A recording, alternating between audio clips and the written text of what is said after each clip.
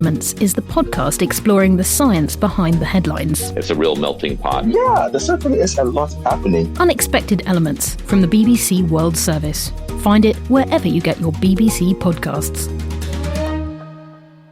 Hello, I'm James Reynolds. Welcome to The Documentary from the BBC World Service.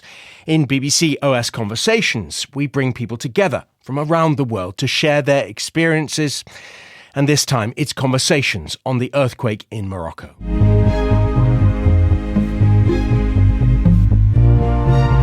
In the devastated High Atlas Mountains, isolated villages have been reduced to little more than piles of rubble. We hear from survivors as well as volunteers and rescue workers who are trying to help. Amid the pain, there are some positive stories. Just yesterday, it was so beautiful to see there was a newborn baby, probably one day old, still with the umbilical cord. They got that baby out of the ground. North Africa is now confronting the aftermath of two disasters in just a matter of days. The earthquake in Morocco, and then, as we were trying to understand what had happened there, we got news of the devastating floods in the east of Libya, and we plan to bring you conversations from Libya in next week's edition. But this time, though, we will concentrate on Morocco. We'll take you to the mountains south of the city of Marrakesh, where the earthquake struck and claimed so many lives. And in a short while, we'll hear from a Turkish aid worker helping some of those most in need. I want to start at the beginning and the shock of the earthquake itself. It was felt across the country, even in neighbouring Algeria. Earlier this week, we brought together Mohammed, a tour guide, and Majda, an architect. They both live in Marrakesh. I was just about to sleep and my family was having dinner.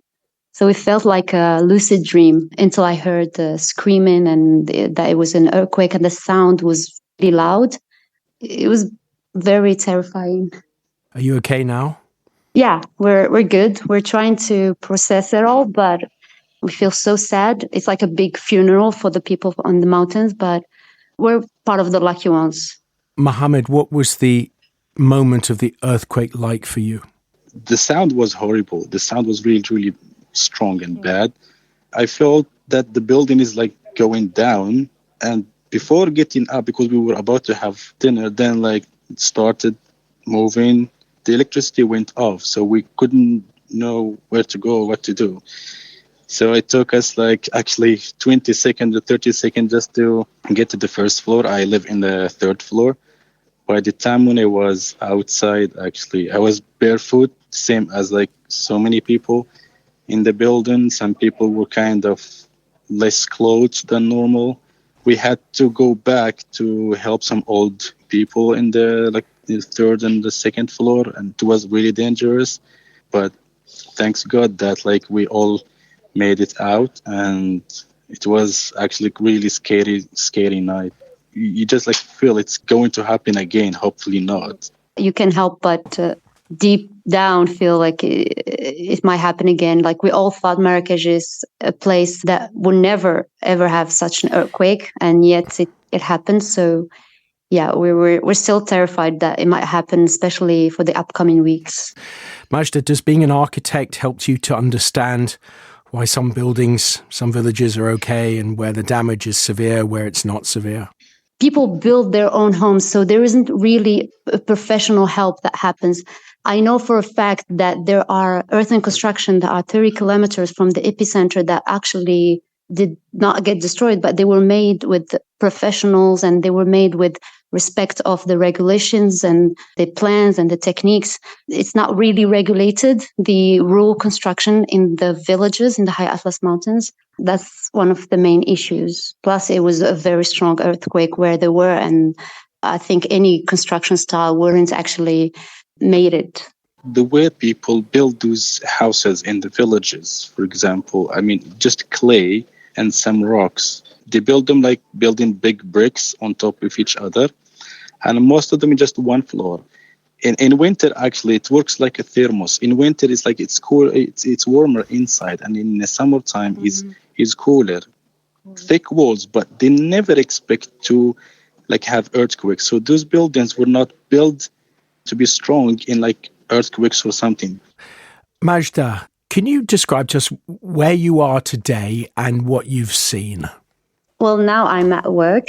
I'm in Gilis, which is like the modern city center. It's close to the Medina. I haven't been to the Medina because I love that place so much, and just like the mountains, and I don't want to see damage and destruction in it yet. I'm not ready yet to go there.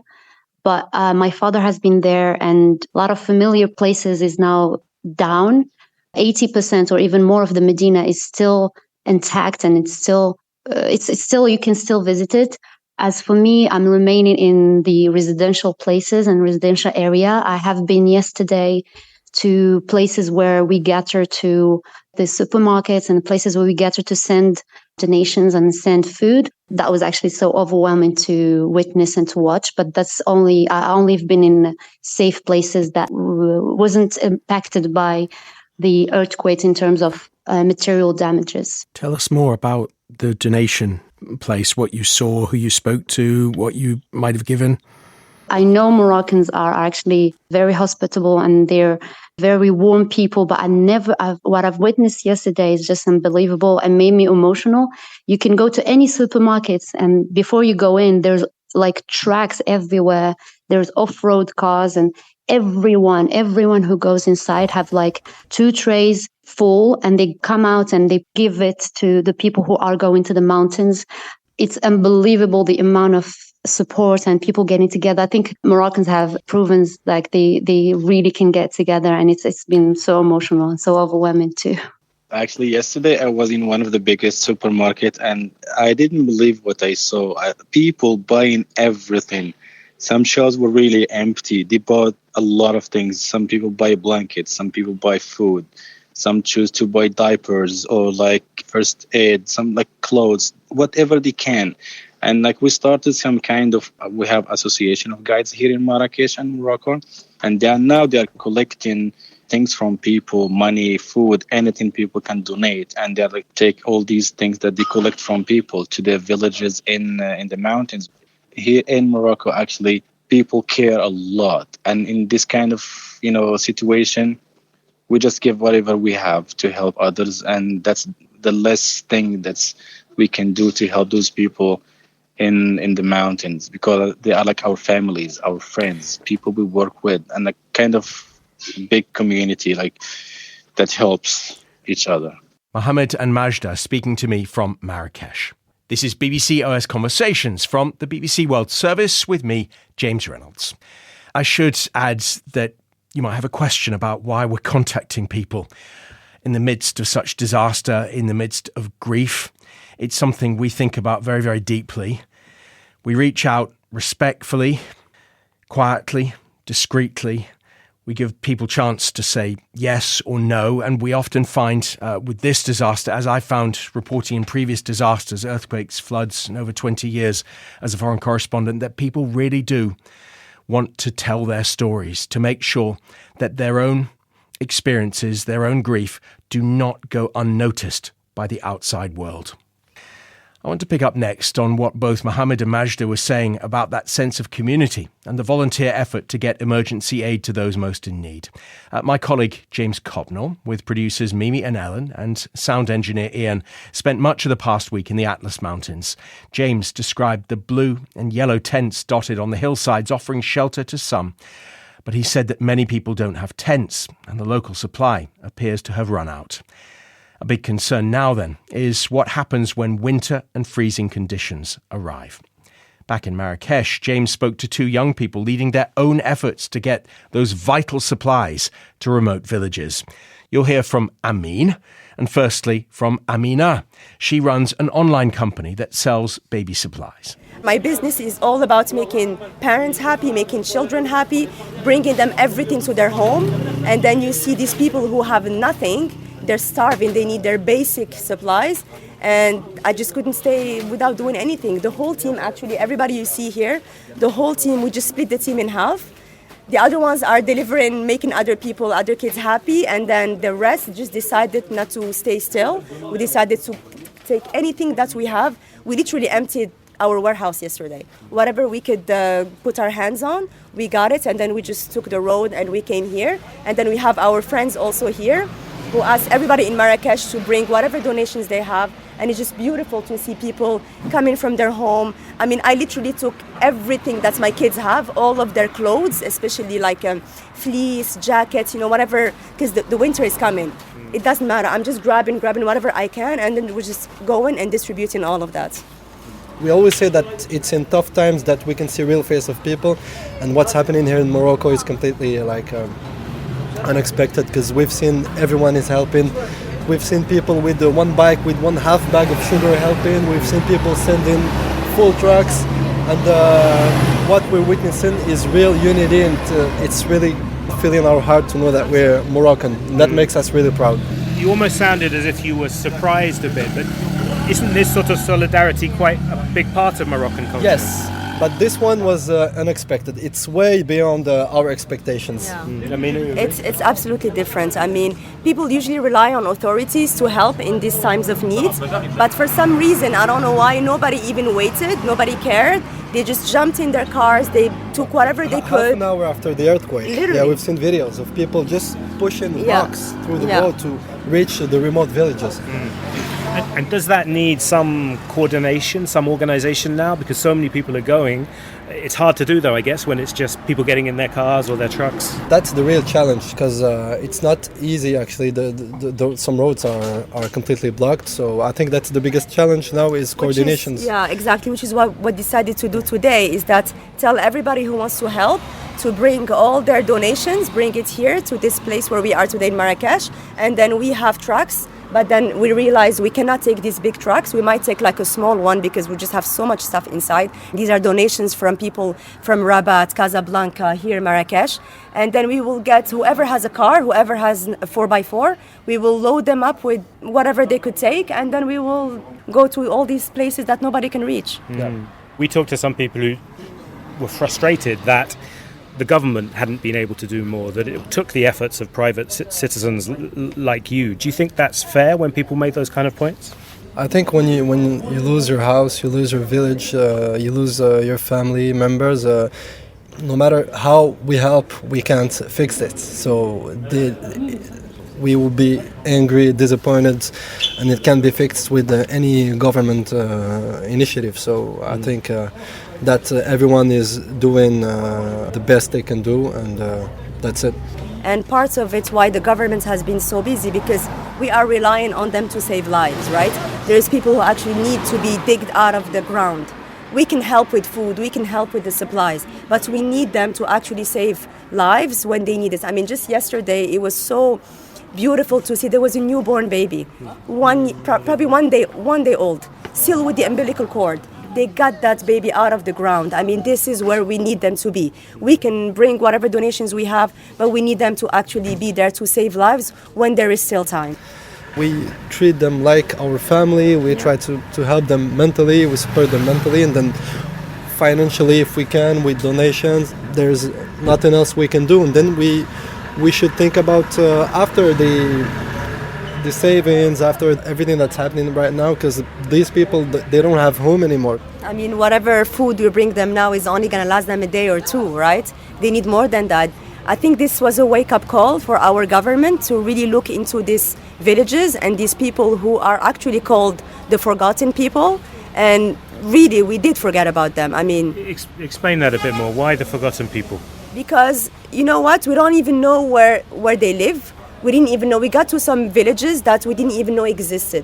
If you drive by that road, you'll think there's nothing there, but nobody knows they're there. Nobody even knows. We can't even pronounce the name of their villages. Yeah. Like we were just talking about this today. We were putting a list of where we can go. We can't even pronounce it. We don't even know where to go to get there. We can't actually find them on the map. That's the problem, because we receive a lot of messages on social media.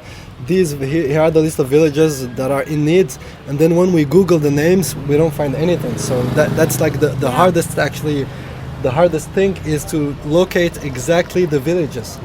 And these people need help to rebuild their homes. I mean, the authorities, the government needs to spend whatever money they have to build these people's houses. They need that more than food. They need to rebuild hospitals. They need schools. They need shelter. Young relief volunteers Amin and Amina, giving a sense of the vast volunteer effort taking place in the country and the challenges ahead. And as James Copnell mentioned, there's been some criticism of the initial response to the disaster by Morocco's authorities. There have also been questions for the government about its decision to accept international help from only 4 countries: Spain, Qatar, the UK and the United Arab Emirates. The Moroccan government defended the move, saying that a lack of coordination could be counterproductive.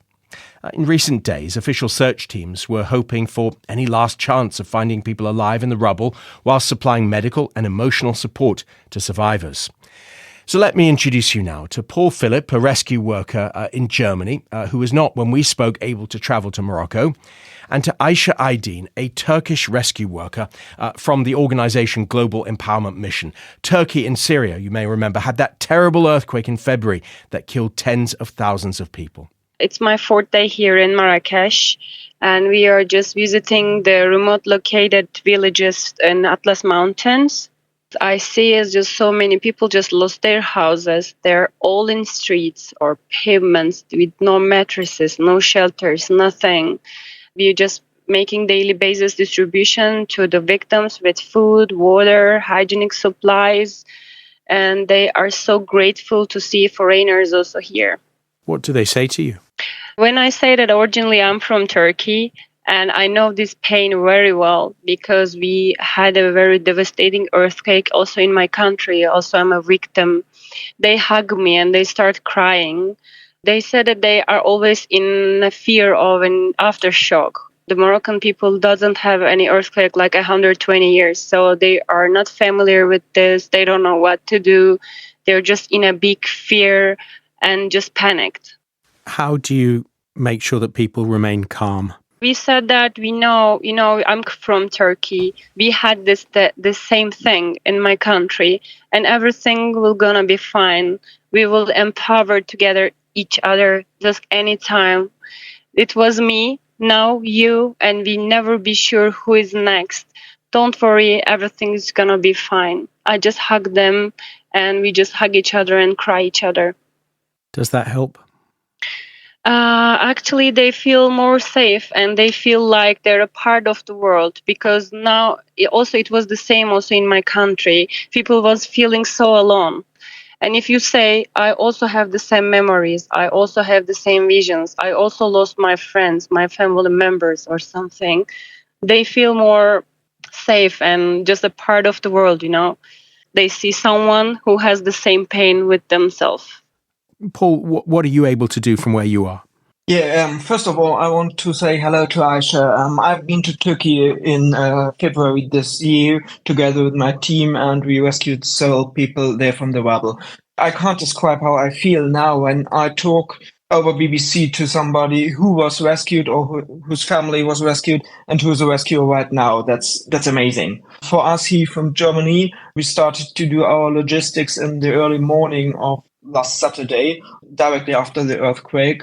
All what we were able to do is waiting this time because we need this international request for assistance. And that's why the only thing we can do now from here is try to continue fundraising to support the organizations in the field and to ask if they need our expertise. Paul, I totally understand that you're not here to talk about Moroccan government's policy about which rescue teams it accepts, which rescue teams it doesn't accept. But I do want to ask you a human question about what it's like to be a trained rescuer, not able to go to a place in which people need your help. Yeah, to be honest, that's always frustrating, but it's also important to clarify that's nothing new for us. We know this from many crises all around the world. Every government, every regime has its own rules. And in this case, okay, we know we would like to help, but the Moroccan government decided, okay, they take some other teams, and that's okay for us because we know there are good guys, as Aisha, for example, in the field, and we know they are also helping. Paul, is there anything you'd like to ask Aisha, who's listening along? There is not so much to ask. There is just to say thank you. Thank you from Germany, from one of the teams who was first in the Hatay province in Turkey in February this year. And now it's a pleasure for us to see that Turkey is helping not just in Morocco, also in Libya, where a friend of mine, part of the Turkish Red Crescent, deployed, I think already yesterday. And so that's a pleasure for us to see how the world is helping and how countries are helping each other. Paul, initially, I'm really appreciated with your help also to my country. Don't worry, we are here. We are hugging the people here like you hug my people. We are doing best here to support all these people around here. It is good for us to know of these capacities they have there. Also, or especially the Global Empowerment Mission has.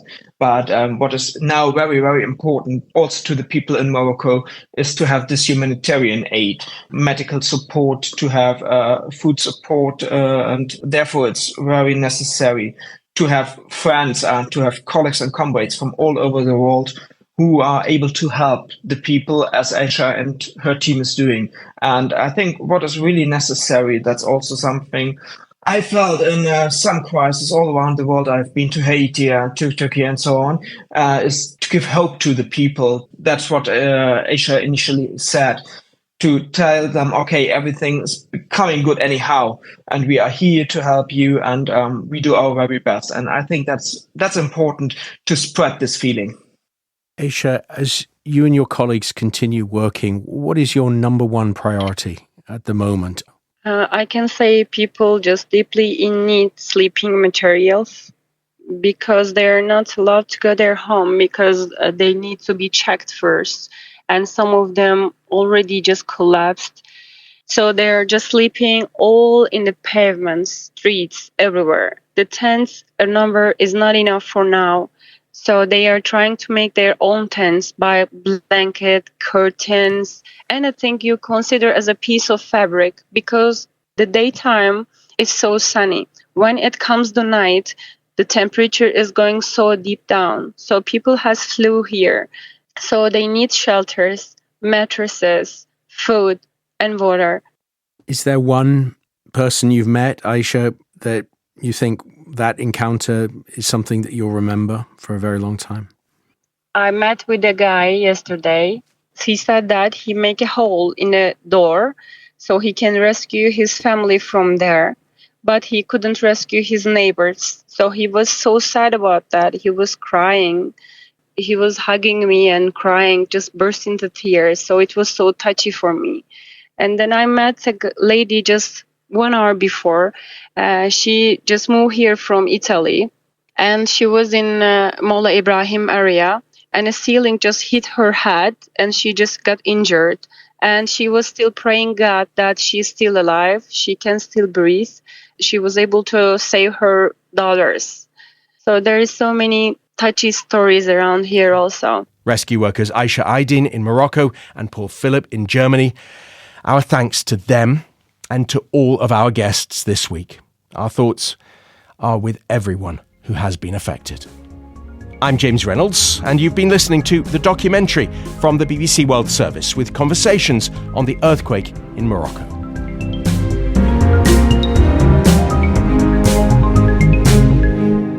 Unexpected Elements is all about finding the surprising science angles to everyday news. I love that this show has the scope to discuss both emergent AI, nuclear in Ghana, and also what those stringy bits are on a banana. And joining the dots between their global connections. Nature does pack a lot of surprises for us. An invisibility cloak in the acoustic domain. So cool. That's Unexpected Elements from the BBC World Service. Find it wherever you get your BBC podcasts.